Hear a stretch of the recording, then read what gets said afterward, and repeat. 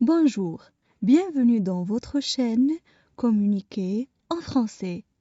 J'espère que vous allez super bien. Bienvenue dans cette nouvelle vidéo.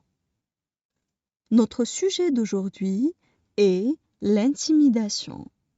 N'hésitez pas à vous abonner à notre chaîne et activer le bouton cloche et partager la vidéo avec vos amis. On commence la lecture du texte. L'intimidation. L'intimidation peut prendre des formes diverses et se manifester dans différents contextes. Toute personne peut être touchée par l'intimidation, peu importe son genre ou ses caractéristiques personnelles. Elle peut être l'auteur de gestes d'intimidation, le témoin ou la victime. L'intimidation, c'est lorsqu'une personne essaie d'en dominer une autre de façon répétée par des moqueries, des gestes violents ou du rejet. La personne qui intimide agit généralement de façon délibérée dans le but de nuire ou de faire du mal à l'autre. On ne parle pas ici d'une simple dispute entre amis dans la cour d'école, mais d'une relation de pouvoir qui blesse ou écrase l'autre et qui se répète et dure pendant un certain temps. Souvent, l'intimidation a lieu même en présence de témoins. D'ailleurs, plus il y a de témoins, plus l'intimidateur sent qu'il a du pouvoir. L'intimidation peut être physique ou matérielle. Frapper quelqu'un, le faire tomber, le pousser, lui tirer les cheveux, prendre ses objets personnels ou lui faire des attouchements non désirés. C'est la forme d'intimidation la plus facile à observer. Verbale, insulter quelqu'un, le menacer ou l'humilier. Sociale, alimenter de fausses rumeurs sur quelqu'un. Attaquer sa réputation, l'exclure d'un groupe. Au primaire, cela peut souvent se manifester par le fait qu'un enfant demande aux autres de ne plus jouer avec la victime. Par exemple, on passe maintenant à la traduction en arabe. L'intimidation. L'intimidation. L'intimidation peut prendre des formes diverses et se manifester dans différents contextes. L'intimidation peut prendre des formes diverses et se manifester dans différents contextes. Toute personne peut être touchée par l'intimidation. Toute personne peut être touchée par l'intimidation. Peu importe son genre ou ses caractéristiques personnelles. Peu importe son genre ou ses caractéristiques personnelles. Elle peut être l'auteur de gestes d'intimidation, le témoin ou la victime. Elle peut être l'auteur de gestes d'intimidation, le témoin ou la victime. L'intimidation, c'est lorsqu'une personne essaie d'en dominer une autre. L'intimidation, c'est lorsqu'une personne essaie d'en dominer une autre. De façon répétée, par des moqueries, des gestes violents ou du rejet. De façon répétée, par des moqueries, des gestes violents ou du rejet. La personne qui intimide agit généralement de façon délibérée.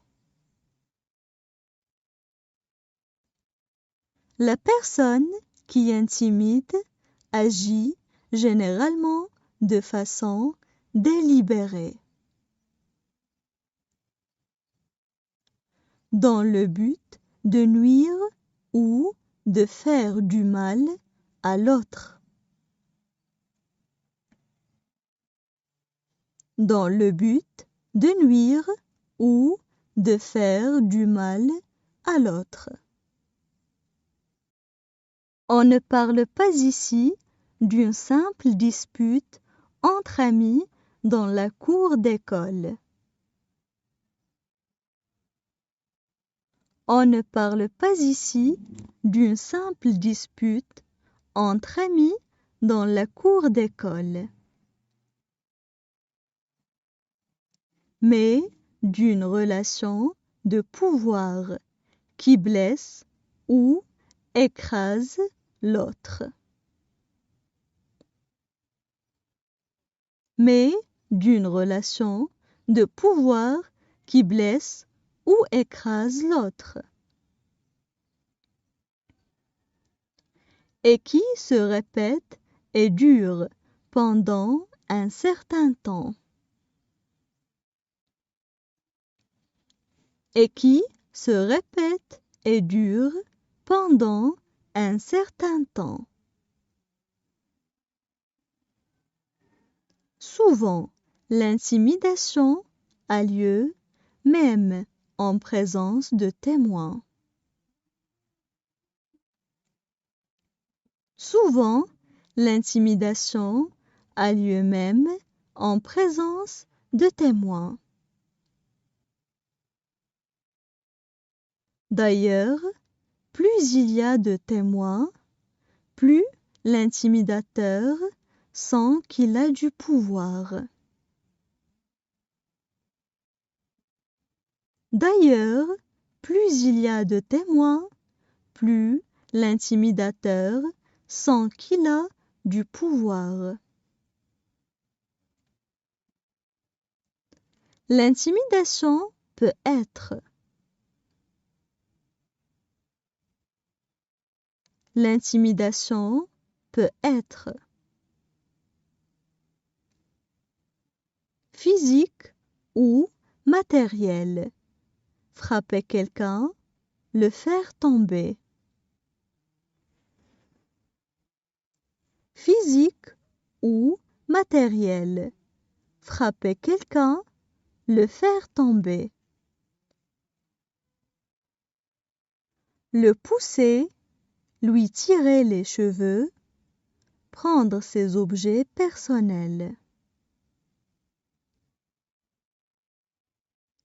Le pousser, lui tirer les cheveux, prendre ses objets personnels.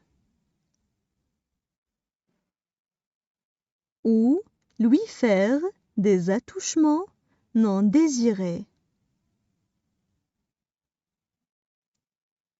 Ou lui faire des attouchements non désirés.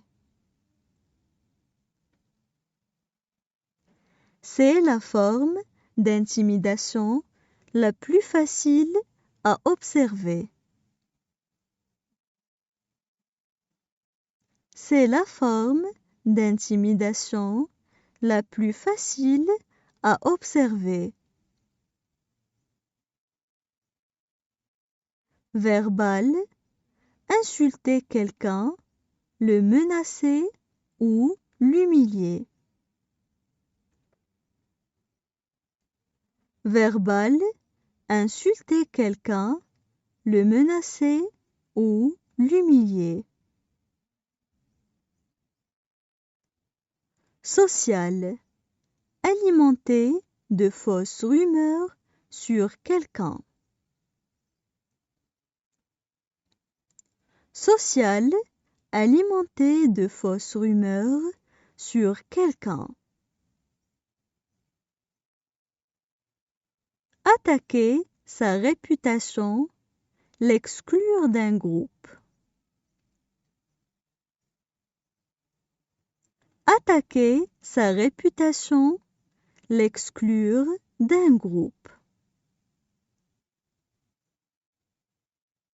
Au primaire, cela peut souvent se manifester par le fait qu'un enfant demande.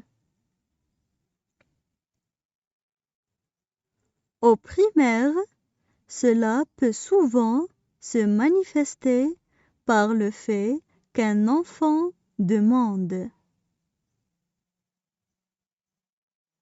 Aux autres de ne plus jouer avec la victime, par exemple. Aux autres de ne plus jouer avec la victime, par exemple. Maintenant, je vais relire le texte. L'intimidation. L'intimidation peut prendre des formes diverses et se manifester dans différents contextes. Toute personne peut être touchée par l'intimidation, peu importe son genre ou ses caractéristiques personnelles. Elle peut être l'auteur de gestes d'intimidation, le témoin ou la victime. L'intimidation, c'est lorsqu'une personne essaie d'en dominer une autre de façon répétée par des moqueries, des gestes violents ou du rejet. La personne qui intimide agit généralement de façon délibérée dans le but de nuire ou de faire du mal à l'autre.